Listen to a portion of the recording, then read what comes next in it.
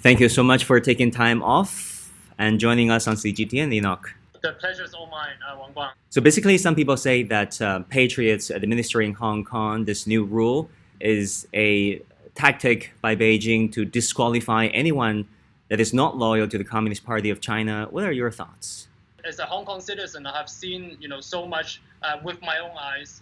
Also, with the rise of this radical localists, with riots across the streets, with people openly advocating for Hong Kong independence, and that's why and particularly there are politicians who try to take advantage and really use the election platforms from the chief executive to legislative council to district council for the past decade to really create disturbance to destabilize Hong Kong. So as a Hong Kong citizen, I strongly support to really strengthen and to really implement the idea of patriot governing Hong Kong, which is again nothing new.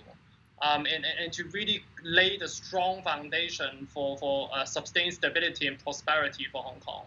And certainly we have seen people open advocating for Hong Kong independence that already violate the national sovereignty, and people who have run away to Washington to back foreign countries' sanctions against China. That's not patriot.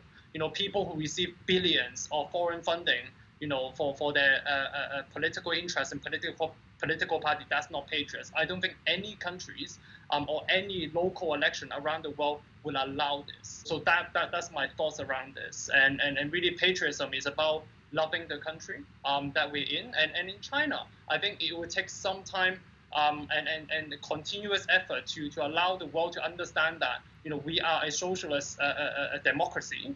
And different opinions politically are allowed. But however, any opinion who endanger the country's fundamental interests, which is a socialist system led by the Communist Party of China, is absolutely not allowed.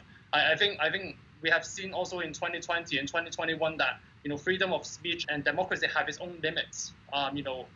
By example of the Capitol attack, by the example of Donald Trump, the president, being banned from social media network.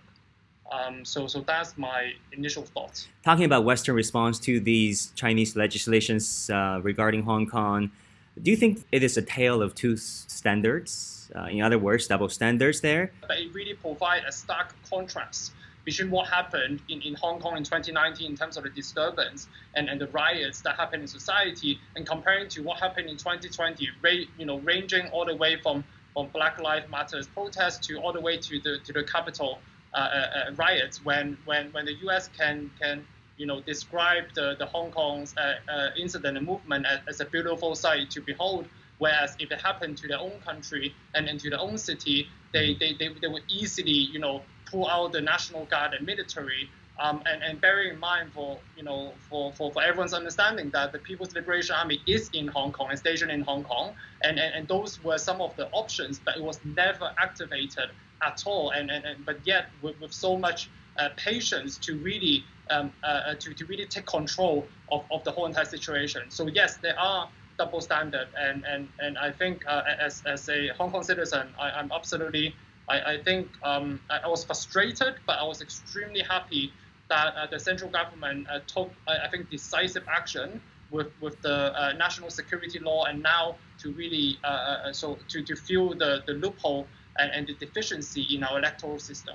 I think none of us in Hong Kong would agree that we are a perfect governance system. I don't think anyone is, and really this bill help us to increase our efficacy, to really increase our effectiveness to govern this beautiful place that I call home in Hong Kong. So I really disagree on the title. I really hope that the press from abroad first stop interfering in the internal interests, and if they were to do so, please do some homework and really understand what is behind the bill.